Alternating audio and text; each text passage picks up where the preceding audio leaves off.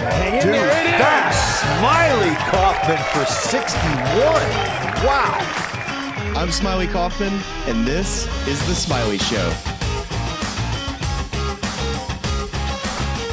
I believe it is your pick this week. The update after a lower point week last week. You've got 50 points for your Tom Kim pick. I got a big 2.7 for my Minwoo Lee pick.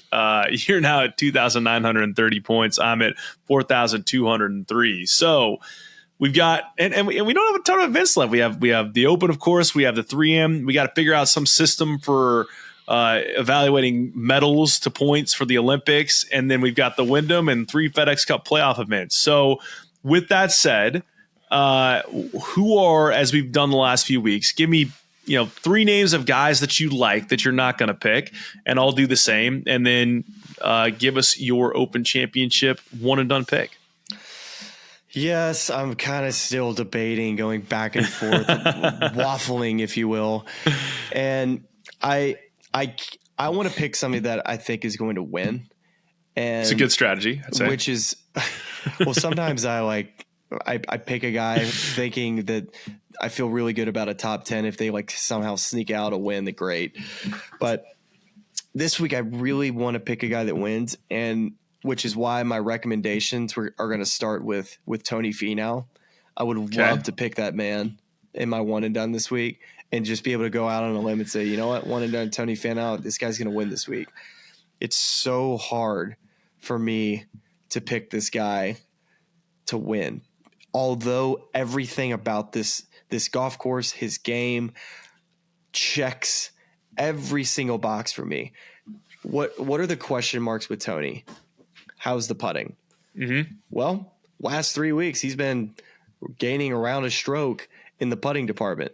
How is he? What type of form is he in coming into the week? Well, he's running into 3 straight top 10s. Well, what are the things that we worry about with Tony? The clutch gene. Is he going to be able to? Is he going to be able to be in contention and go and win the golf tournament? I don't know. That's a box I wish I could check, because if I could, I would be taking this man right now, no problem, because his statistics, tee to green, and specifically approach to the green, he's very similar to Jon Rahm. I would put him in the same category of when I stand behind them and watch their iron game.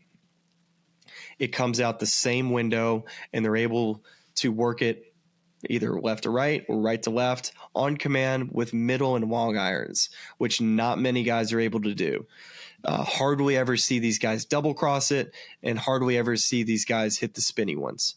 So with that being said, Tony was going to be my first recommendation, although, gosh, I would love to have picked him for my one and done pick. Okay. And then who else do you have? That's a great question. I don't remember. So why don't you start with a couple of yours? Okay. Very well. Yeah. I mean, I think, the format we've been doing, so that there are 3 guys that I like a lot, but that I'm not ultimately going to pick. The first is Tyrrell Hatton, whose odds are 28-1 right now. Major record this year, kind of so-so. T9 at the Masters, which is obviously good, but then a T63 at the PGA and a T26 at the U.S. Open. Did he T10 at Bay Hill? He did. He a permanent T10. They just whoever's in 10th place at Bay Hill, they just also just attach Tyrrell Hatton. He gets his FedEx Cup points. He's a lifetime top 10 at Bay Hill. If you were with us when we were picking our Bay Hill week, I think I either said I'm picking Tyrrell Hatton, and I said with a straight face, and you're like, oh, good pick. Good pick. I mean, it is. The guy doesn't even need to. He doesn't even need to tee it up, and he's a great pick at Bay Hill. I mean, they should have like some of these courses where like Marion, they got a plaque, for Ben Hogan. They need to have a plaque on the leaderboard at Bay Hill for Tyrrell Hatton's name. Just auto top 10. And also he's playing pretty good on LIV right now. just finished third at Valderrama this last week, and the week before, wins in Nashville. Here at Troon in 2016, he finished tied for fifth at 4 under. I realized that Stinson and Mickelson were light years away, but still of the group of everyone else who played normal human golf, he was right there. I think that, in terms of his stat profile, we're going to need to see maybe a little more tee accuracy than we normally see from him. He's not inaccurate, but he's not one of the most accurate.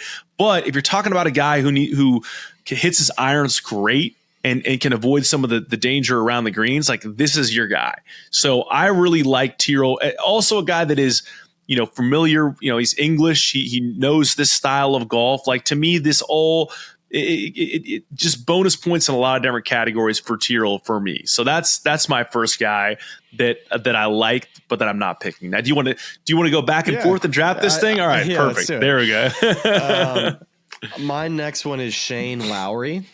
Love that. Shane Lowry, to me, has had a fantastic ball striking year. And when you look at Shoot the FedEx Cup, you look at the standings, you're like, wow, Shane Lowry. Yeah. I mean, he's up there. A year after missing it, right? Like a huge bounce back year. Yeah. Huge bounce back year. Had a tremendous beginning of the year. And I just was in awe of how well he was hitting his long irons and his mid irons.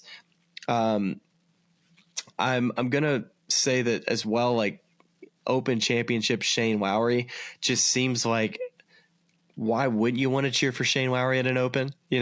So you have that, like, pulling me in that direction of Shane Lowry. Would love to recommend him to someone here listening and have a celebratory Guinness as you watch Shane Lowry coming up the 18th, waving at the fans. You have your, 40-1 ticket, 50-1 ticket. You're just waving it with the Guinness in your hand. So that is what I hope somebody will do, is take Shane to win, because I would love for Shane to win. And I think he's someone that could have a really good week. I think he's somebody that probably doesn't get talked about enough. He's had a really tremendous year, like we just spoken about. And he's a gritty player that should play well in Open Championship style golf. We've seen it at Port Rush, and why not here at Royal Troon? Fellow Strixon guy, bonus points for you there. He is 40-1. I also forgot to mention Tony Finau 45-1. So you give us some good value plays here, Smylie. I like this. 45-1. Yeah, man, that is a good number on Tony. Woo. So the odds, I would have guessed it would have been closer to 30, just with his form this year. I just think about PGA. He played really well. I can't remember how he played at the Masters, but the PGA, like, immediately got into the mix, and then US Open got in the mix. So I kind of look at guys that have had good major seasons too. Like, when you look at the Open Championship, and Tony Finau has had a great major season. Well, and you and I were looking before this episode started at some various different stat categories. And one that we looked at was approach over 200 yards. And Finau was at the top of that list, and Shane Lowry was not far behind since the beginning of this year. So two guys that, depending on how the wind switches. And it's also, I'm not saying it's the exact same thing, but, kind of to your point, depending on how the wind changes, if you are hitting a 4-iron or a 5-iron off the tee, which is, similar to a club you're hitting when you're over 200 yards and you're accurate with that, the likelihood is that you're also doing the same thing and trying to find fairways if that's a club you're hitting, when you're teeing it up. So I love both those guys. Now, talking value plays, where I'm going next is big value play. Okay, this guy has all the data gut alarm bells going off. He's got just boom, boom, boom, flags everywhere. Like, this guy is being undervalued. Sepp Straka at 100-1. If you look at his little stat Pentagon profile thing, he pops in the driving accuracy and approach categories in a big, big way. And if you're looking at also, if you use Data Golf and you go to like that sort of course fit profile, now I will say Royal Troon is one of the courses where there's not like some huge, like it's not like being a course fit is like some huge advantage where it is a lot more other places. But if you are looking at that, he's a guy that gets a nice little bump here thanks to those two categories. Feels a lot like the profile that worked for Henrik Stenson in 2016, being accurate and hitting those long irons great. So Sepp is a guy that I know we talked a little bit about him a couple of weeks ago, potentially defending at the John Deere, but he's a guy that, like, if you're filling out a DFS lineup, you're looking for a guy who's got a little more value towards the end of that lineup. I think Sepp could be a great fit this week at 100-1. Yeah, well said. You know how I feel about Sepp and in that he's going to contend in a major. This could be a good one. You know, I think left to right wins is going to be the bugaboo for a lot of guys this week. And I really do put an emphasis. Yes, same. Yeah. I put an emphasis in guys that can move it right to left, and Sepp can do it off the tee. Shane Lowry can do it as well. So I just think that is going to be so important because you can't hit it on the heel. Not a good heel ball week. Sepp don't hit it on the heel. So that he's going to be finding some fairways. Can he, have a hot week with the putter where he has a day in which, he leads the field in putting for one day? Then I'm all in, dude. I think that's a great recommendation. He's going to have a really good middle to long iron week, but I do think that he can drive it well enough to give himself an opportunity to do that. Yeah.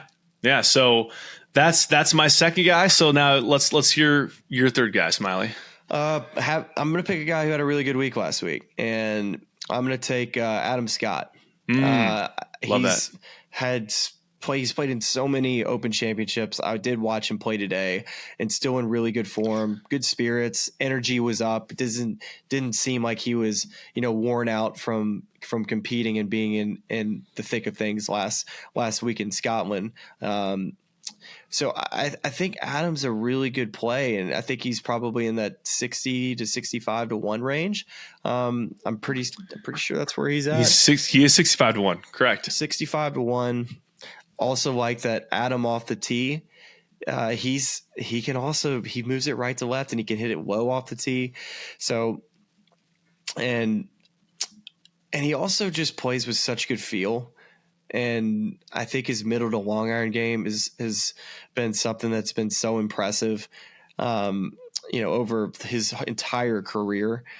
And if he's able just to lock in this weekend with the driver and have just like an all-time driving week in which, he still has the speed to swing it in the low 180s. Now, in this type of temperatures, the ball speed probably gets knocked down about 4 or 5. But if he's swinging it in the mid 170s and is accurate, and you give him an opportunity to be the Adam Scott from the fairway with mid to long irons, and we know the putter is, he has good weeks with it. In some weeks he doesn't, but he seems to have.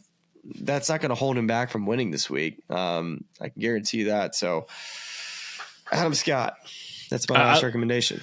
I love it. I mean, I think there is an element of Open Championship link style golf where it comes down to, how good are you at thinking, a little bit in a game where you shouldn't be thinking a lot. Yeah, thinking strokes gained, like a separate category where it's a guy who has had a ton of experience in high leverage spots and isn't going to get freaked out if the wind changes or if he gets a bad bounce or something like that. Just going to find a way to get on with it. I love a guy like that this week. And yeah, to your point, playing good golf right now, right there at the end, maybe the victim of a very fortuitous drop for Bob McIntyre. Otherwise, we'd be saying, hey, he's a tour winner this year. So I love that one. So going my last recommendation guy, not pick guy, is a variation on a similar theme to Sepp, Tommy Fleetwood, 22-1. And I just feel like he is, again, driving accuracy, flusher of the irons, like this guy, English play, understands how to play links golf. Like this guy fits all those molds. It's almost kind of a blend, honestly, of the things I love about Tyrrell and things I love about Sepp, of just the things he does well and what's required to kind of play well at Royal Troon this week. My questions are in the same category as yours about Tony Finau. It's the old clutch gene question. Do we have it? Are we ever going to see it? But it seems to me like This guy's won 7 times on the European Tour. So where would be a better place for him to win? You know, I know, I guess it's not even technically a PGA Tour event, but to have a first official PGA Tour win, do it in a major, do it here, it would just feel like the right sort of time for him. And he was, people kind of forget that he fell off the pace on Sunday last year at Royal Liverpool, but he was right there and was one of the guys that was in that group that was closest to Brian Harman, as close as they could have been to Brian Harman, who eventually runs away with this thing. But a guy that, you know, has gotten close and maybe could do it this week for the first time. Yeah, Tommy really struggled with the putter on the weekend last year at the Open Championship. Him and Rory both were hitting it so well and just putting so bad. And Sepp Straka was one of your recommendations. Let's not forget he finished T2 last year at the Open Championship. So if we're looking at a major in which Sepp has found himself kind of near the top, Open Championship has been one of them. So that's a good call by you taking Sepp. Tommy had a great year last year. And Tyrrell Hatton, I think, is a player that reminds me a lot of a Louis Oosthuizen that, you know, he just needs to find himself near the top of the lead early in the week, like Oosthuizen used to do in an Open Championship or wherever it was, where he was eventually the winner. It just felt like Oosthuizen was really good at shooting 6 under that first round. If Tyrrell Hatton can get off to a good start, I think he's a player that could be really good at shooting 3-4 under every round and winning his first major championship. But I will say the only caveat to those 3 guys is that distance is not there. You kind of valued accuracy over the distance, which I think if we're talking about who else could we have targeted in these conversations, if you wanted to look at a Bryson DeChambeau and take the risk that he's going to be able to take advantage and hit drivers. And I don't like it this week because of the potential inaccuracies that could lead to big numbers. I think accuracy is probably going to be more valued. So I like the way you're looking at this golf tournament. Now, could it happen in which a guy like Bryson goes and just fires away and bombs away and wins by 6? Sure. But I think you're living on the safe side of history with these picks. Yeah, I mean, I think it's if you're trying to kind of piece the puzzle together, so to speak, it's like you either want to be really long, so where you have a shorter club in your hand and you can be more accurate that way, or if you're not going to be long, you better be really accurate with the long iron, or you live in a perfect world where you're Tony Finau and you do both great, and you know you just hope you clutch up on weight. That's why I wanted to take Tony. But I think that, I mean, there are guys like, I mean, I've already used Xander Schauffele. You know, he's 11-1. I love Xander this week too, as a guy who is both incredibly accurate with his irons and also has added a ton of speed and a ton of distance in the offseason. So like I wouldn't tell you to shy away from Xander. Collin Morikawa is another guy who, I mean, I've already used Collin at the Memorial. I mean, I throw him into the group of guys that I like simply because he's a guy that is, I mean, it's not like he's short at all, but he is, you know, he's so precise with those long irons, and he's a guy who's shown you all season long he's on the verge of winning him another major. It's just a matter of time. So I think he's a fantastic play as well. But that's why I kind of went the other direction. Collin's had such a good year, and I've like kind of talked myself out that he plays just fades. And that left to right. It's true with that left to right. Yeah. It's a good point. It's a good point. That the ball in a 20, 30 mile an hour wind can, like, he's Frisbee. never holding it up against it. So you just have to aim so far left. Yep. And if you're comfortable with that, there's some really, I think, difficult tee shots that don't call for fades. I think they call for draws. But Collin is unbelievable at what he does. He knows exactly what his game is, and so I could see both sides of it, to where Collin is able to find the middle of the fairways, but just taking different start lines to do it, versus like the guys I've been kind of picking are probably aiming more up the left center, the middle, and able to hold these wins, which is, I don't think there's a right or wrong answer. It's just, I just keep getting, I know I keep beating the same drum, but like, this is just reminding me of like being in Scotland and my caddy's like, that's your line. And I'm like, great. I'm going 30 yards left of that line.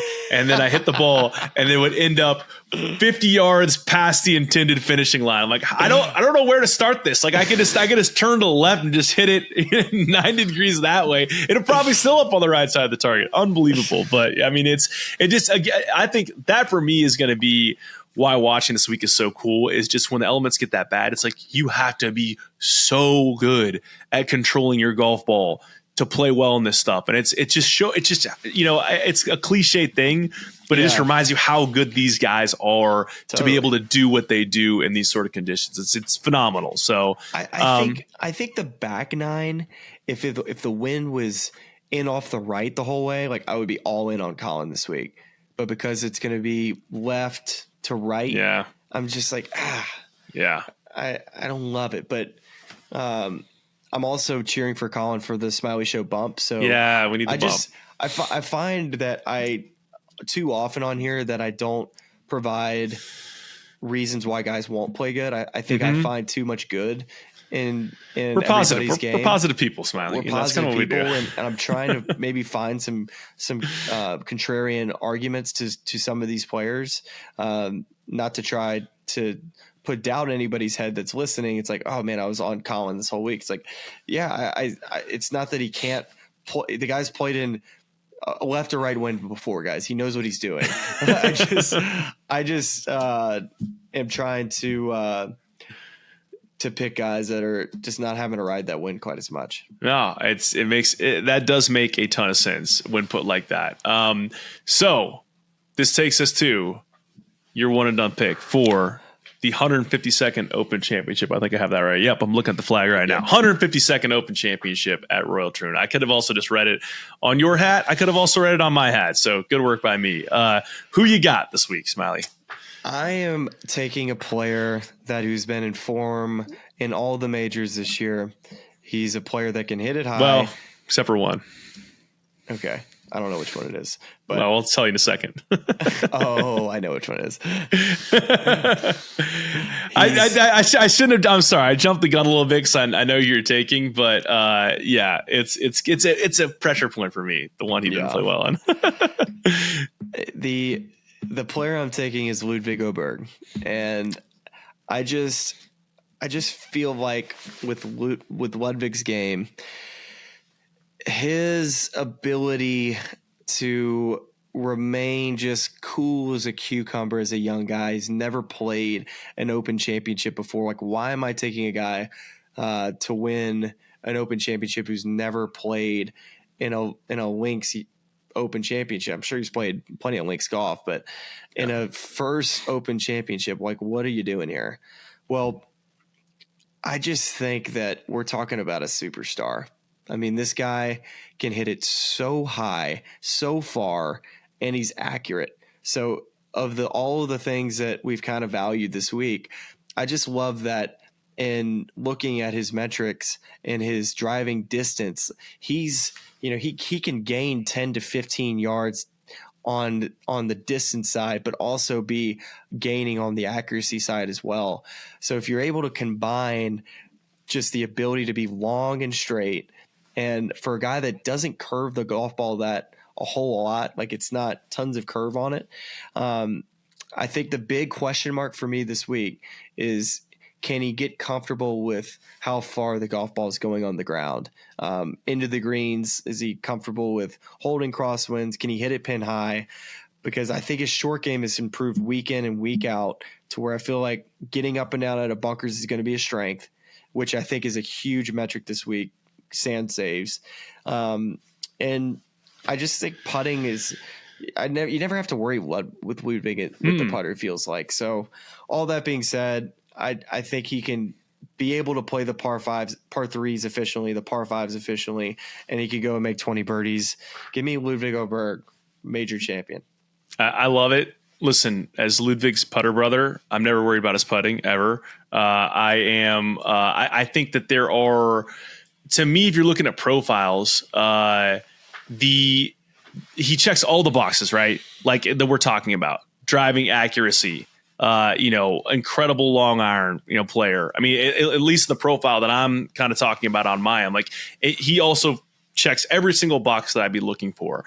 In some ways, I kind of love that the way the Scottish Open unfolded for him, where he goes out and he shoots a bunch of mid to low 60s rounds and then, doesn't play well on Sunday, because in some ways it's a little bit of a wake up call of, hey, I'm here. I made some mistakes. I get to kind of examine those and kind of figure out how to not make those mistakes the week it actually does matter more, the major week. And so I think he talked in the lead up this year of, why he changed caddies. He changed caddies to Joe Scovern because he wanted a guy who had major experience, who had been in some of these high leverage spots and who would be able to kind of shepherd him through these sort of moments. So he's got that. He's got all the talent in the world. The profile fits the course. I think it's a great pick. And, he's going to start winning these things at some point. Why not now? So I think it's a great pick. I think it's a great pick. And watching him in the practice round today, just how helpful Joe Scovern is, just the knowledge and the course management and the strategy that he brings to the table. It's pretty impressive to watch them work, and how Joe is kind of 1 and 2 steps ahead and just kind of getting Ludwig's brain wrapped around, hey, with this wind and this pin, this is kind of what we're looking at here. And it was really fun to watch them work today in doing that. But I also had a chance to talk to him about the Scottish Open, about, hey, what happened on the weekend.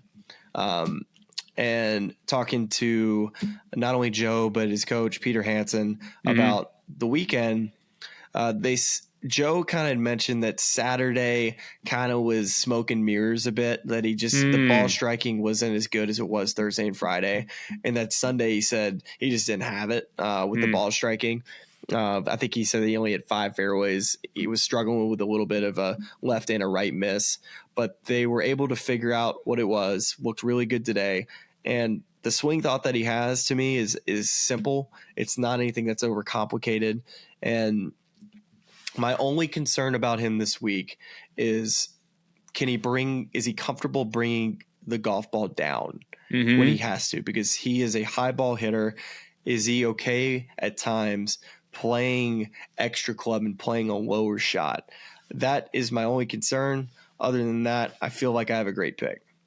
Well, that leads nicely into the guy that I'm going to choose. And it's a guy that, look, it's one and done. There's a lot of different ways to strategize for this sort of thing, but you got to use the big guns at some point. And I'm going to go with Rory this week. Plus 850. He's a guy that's the second shortest odds to win. I don't want to miss the boat on Rory's eventual major win, so I really feel like this could be the week for that. And I think, it's one of those things where it's a clutch gene adjacent conversation. It's a guy that has all the pressure on the world in him to win a major, and we've talked about how it's going to be tough for him to win his next one, his 5th at the Masters, for a number of reasons, to get that, finish that career Grand Slam. So I just like the idea of an open championship, something that feels closer to home for him, being that sort of breakthrough win and reopening the floodgates for him to go out and win more majors, because I think he does have more coming. It's one of those things where it is a little bit of a gamble based on, the way we're kind of talking about the criteria this week. Is it's a guy that does like to hit it high, and you noted that, can he kind of lower his trajectory a little bit when he needs to? He clearly has that, to your point, with that tee down driver, at least off the tee. But it's a guy that, we've seen make some big numbers from time to time. And we just opened this whole thing talking about how that's something that in 2016, Henrik Stenson and Phil Mickelson did not do. So, my worries would be around, if he does get offline with some driving stuff and he gets to some bad places, how are we going to manage the rest of the hole from there? But it's a guy that I feel like if he is on and he is kind of focused and he's playing his A game well, and he's having a lot less club into these greens than the rest of these guys are having, he could post a Stinson-esque number at the end of the week where he just is hitting it close, making a lot of makeable birdies, and just kind of rolling away from the rest of the field. So that is why I'm rocking with Rory this week. And at the U.S. Open, I think he started 3 shots back from Bryson heading into that final round, give or take. And we all noticed the awareness that he had of where Bryson was, that entire back 9. And you almost wonder if that was a bit of a hindrance. And he kind of talked about it in his press conference about how he almost was too aware of what was going on. For Rory this week, kind of similar to how Tiger Woods won so many of his major championships, is to try to find a way to get out in front. I think for Rory, getting in that final group on Sunday and being able to stare down the person this time and be able to kind of, I think, get a little bit more in a relaxed state and focused mindset to be able to dig deep. And he was doing it. It just, I think the distractions of the US Open, I think, led him to the mental mishaps that he did have down the stretch. So if get off to a hot start, can we avoid that one round where the putter goes completely cold, which has happened at points this summer? Besides the Wells Fargo, if we can find a Wells Fargo type of week in which we just keep the pedal down, kind of like you're talking about, we could see a Henrik Stenson like week. So good pick. I think there's both question marks for both of our guys, but a lot of check marks too. No, without a doubt. And it's interesting. Is Rory is nothing if not constantly absorbing information, being aware, being reflective. And so, it's just, you wonder if all the things that have happened to him these past couple of years inform him and kind of prepare him so that he can have a good week this week. And listen, that's my hope. Fingers crossed for the one and done. You mentioned Tiger.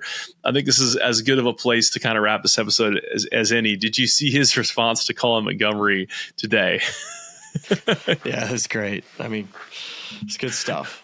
It's just amazing. Listen, I'm sure Monty is a nice guy, but not a great person to come at when you've not won a major championship. That's just it's a tough scene. So enjoyed that little retort from Tiger. He seemed to enjoy delivering it as well. So yeah, that's what we got. Unless you have any sort of final thoughts for this Open Championship preview, that's what we got. No, I'm on probably 6 or 7 hours of sleep over the last 48 hours. So I'm kind of brain dead right now. It feels kind of. Don't you have a British Airways horror story you want to share with us? Honestly, not really. I don't even want to give them the time of the day. They will not give the time of the day. The only thing they'll get is that they've. Congratulations, you're now on the show no-fly list. It's now American Airlines, JetBlue and British Airways. So we're running out of ways to travel. We're gonna have to start traveling via helicopter and or boat. And I think the last thing maybe is just ending on a little bit of a somber note, but just rest in peace to your grandfather, Alan Kaufman. You, And I think listen, it's been interesting for both of us to kind of lose a grandfather in these past few weeks or the past few months, and what that's like. I think in a lot of ways it's an amazing blessing that we were able to have them around for so long, but an amazing guy, as we've seen, lots of people chime in and comment in response to his passing. And so I know he's in a better place now, so can take some sort of solace in that. Definitely so. And thank you for saying something. Yeah, he's the real Coach K. So I think he'll go down in history as one of the best Coach K's to ever do it. So many memories with my grandfather, and I'm gonna miss him a lot. But man, he was a one of a kind. And as I've gotten older, the more I realize I'm so much like him. Just whether it's patience level or just how our mannerisms are, as I kind of realize a lot of similarities between him and I, and definitely a legacy I'm going to be telling my kids about for a long time. I love that. And this is appropriate as we're talking about fathers, sons, grandfathers, because my son is just beating down the door right now. Hey, buddy, here, you want to come help me? Look, help me close the episode. All right, here we go. We got the walk, buddy. We're fit. We're gonna say goodbye to everybody. We're gonna say thanks for watching and listening, everybody. And we're gonna be back recapping the Open Championship this week with Journals Every Day. Can we say bye, Walker? No? All right. We tried. Good work, buddy. We'll talk to you on Thursday after the Open Championship first round. See you then. I listen to this podcast. It's really cool. And all of our First lovely time. fans and subscribers, but make sure you like and subscribe. It's cool to see what you guys are doing. I know golf fans appreciate it, but we do too, so please keep it up. For all the good people of YouTube, like and subscribe. You guys have some good takes, so I'm happy to come on and shoot the